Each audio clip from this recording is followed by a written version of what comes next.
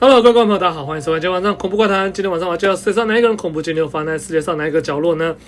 我必须说，今天要介绍这一则是发生在墨西哥，但在怪谈开始之前，我必须先跟大家说，我不知道那一天我帮我一个朋友加入我的会员，然后我看那个阴阳师竟然要100块，我记得我是设75块，怎么是变100块？然后我后面有稍微的再去看，可是对啊，我那天就设定75，怎么变100块？还是 YouTube 给我看的是75块，那我实拿是75，然后但是他拿了25，这个样子我不太清楚，我这个部分还要去了解一下哈。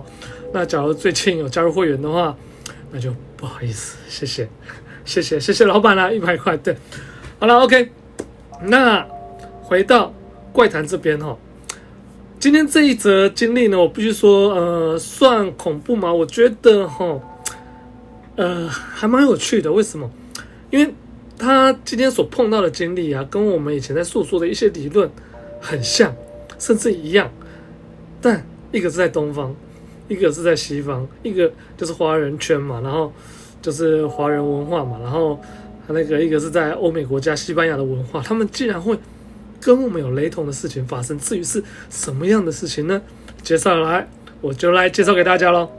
我相信他们说的，年幼的孩子和动物能看到我们大人有时看不到的东西，这件事对我来说就是最好的证明。我爸爸在我最小的女儿4岁时过世了，他们之间总有特别亲密的感情。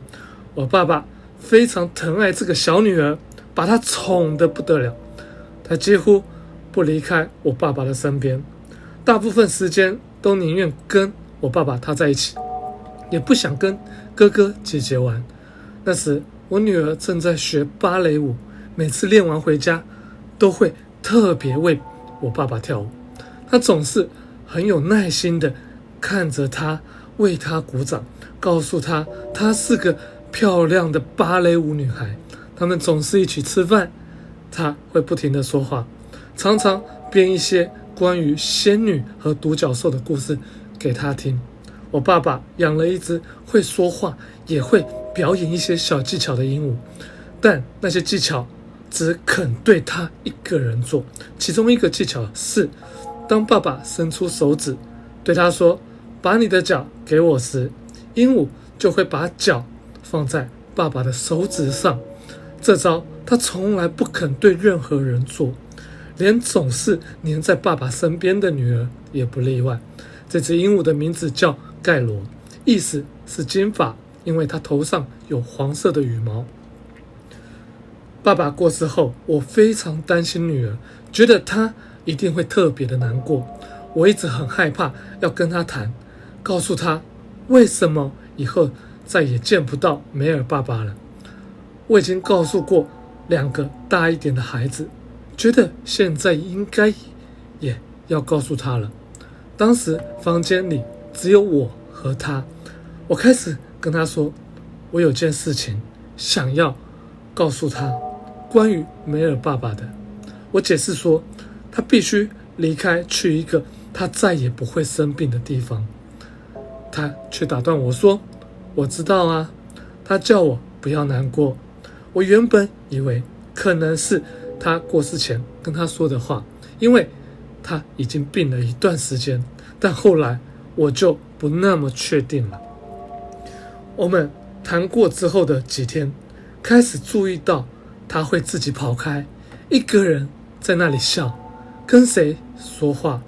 每次我们走进房间，他就会立刻停下来，问他在跟谁说话时，他总是说没有人啊。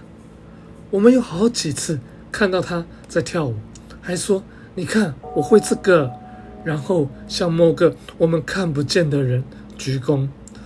他特别喜欢跑到空房间里一个人待着，我常常得去找他，把他带出来，而且他完全不像另外2个只大他几岁的孩子那样悲伤。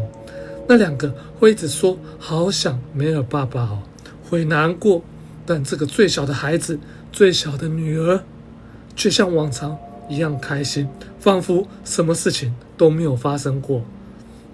有一天，我半夜醒来要上厕所，往楼下走时，我注意到楼下有灯光，还听到有人在说话，在笑。我有点害怕，就站在楼梯口听。我听到我的小女儿说：“哦，盖罗，这不公平，为什么你只肯把脚给他，不肯给我呢？”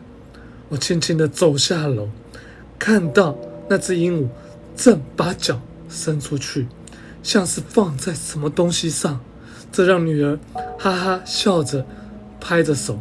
接着盖罗开始跳舞，他来回走着，头一前一后的晃动，这是他只会在爸爸要求时才会做的动作啊。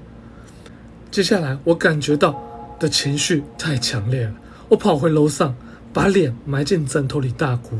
一方面我有点害怕，即使我知道他正在看着跟我爸爸说话，但另一方面我又不想打扰他们。我记得我后来就这样睡着了，没有下去把他带上来，直到隔天早上才看到他。我一直犹豫该怎么跟他说，也害怕他会告诉我他到底看到了什么。几天后，我终于鼓起勇气跟他谈。我问他说，那天他和盖罗在跟谁玩呢？他看着我说，我不知道。我就先让他去了。但这件事一直让我耿耿于怀，我开始整天跟着他在家里转，盯着他的一举一动。后来有一天我又问他，他说他已经不来了。我问谁？他回答说没有人。我可以去玩了吗？我始终没有从他口中得到明确的答案。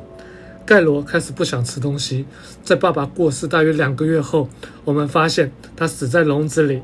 我3个孩子都为这只鹦鹉哭个不停。我其实从来不太喜欢盖罗，他很吵很凶，也很讨人厌，但每当我想起他时，还是会流泪。对我来说，那又是我爸爸离开后再一次被带走的东西。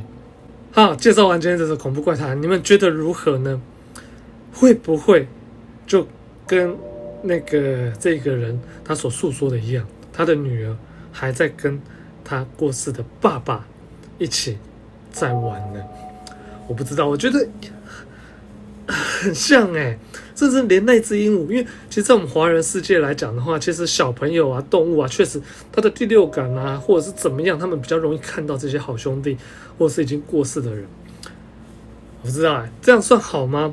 因为其实，假如是亲人过世了，我譬如说，我不太建议说我们的在世的人啊，去跟已经过世的人去做一个交谈或是接洽。为什么？因为你只会让人家放不下，你自己也会放不下，你放不下就会影响到你的生活，影响到你的生活就会越来越痛苦。就像这个经历当中，这个主人公他一直想要告诉他女儿，他的那个爸爸已经过世了，不要再去跟他有太多接触。为什么？我们讲嘛，接触太多，过世的人也放不下，在世的人也放不下，那这样到最后谁都没有好下场，不是吗？对，所以之前我一开始的时候，有人想要跟我借器材去跟他过世的亲人去做沟通，那时候我拒绝了，我觉得这样是不好。那当然在外面就另当别论了，因为那些有可能就是真的是孤魂野鬼，甚至已经过世很久了，不是吗？对啊，好，那恐怖的指数评分3颗星了。为什么没有比较高？是因为我觉得啦，假如是真的碰到自己的亲人的话，说真的不会那么的恐怖啦。因为在亲人过世之后，谁不想要再碰到自己的亲人呢？就像我们家的狗也一样嘛。2号过世的时候，我一直很希望我可以在梦中碰到它，但1年多了，我好像也才梦到2-3次而已。虽然有点会有这样的私心但还是要选择放下，不是吗？好 ，OK， 那今天恐怖怪谈就介绍到这个地方为止，非常感谢大家的收看，那我们就下周再见，拜拜。